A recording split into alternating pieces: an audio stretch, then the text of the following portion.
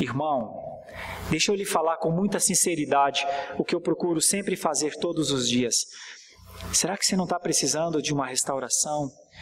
Será que a sua vida não está precisando de um impacto de Jesus que te capacite de maneira a não negá-lo quando você for testado?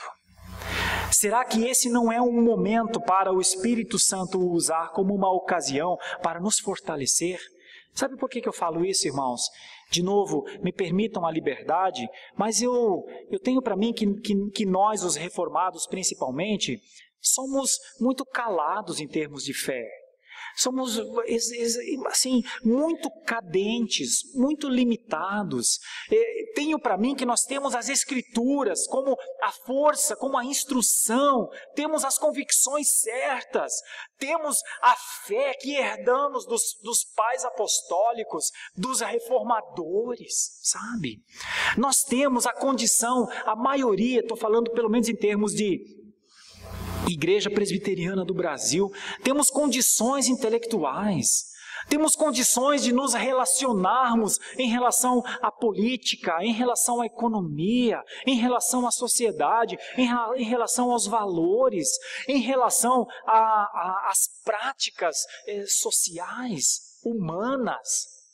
Temos condições de estudar, de nos preparar, de escrever bons artigos, de nos posicionarmos contra as coisas. Vou usar uma coisa muito simples para dizer o que eu quero apenas dizer.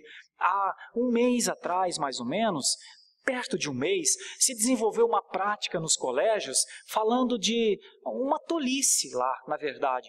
Mas as crianças começaram a praticar aquele negócio, a chamar uma espécie de demônio e mexe o lápis e... Irmãos, nós quase não vemos homens cristãos, mulheres cristãs, tendo uma posição contra essas coisas. Meus irmãos, os dias atuais são dias de uma sexualidade desenfreada na nossa adolescência. Meus irmãos, não quero lhes escandalizar, mas deixe-lhes falar. Um dos motivos de orgulho de meninas hoje, de 11, de 12, de 13 anos nas escolas, é ser lésbica. É provar a sua coragem para dizer às pessoas que têm coragem, para ser admirada, para ser, exaltada nesse meio. 11 anos eu estou falando, meus irmãos. Meus irmãos, de alguma maneira, meus irmãos, nós temos que ter uma postura contra essas coisas. De alguma maneira nós temos de nos posicionar sobre isso.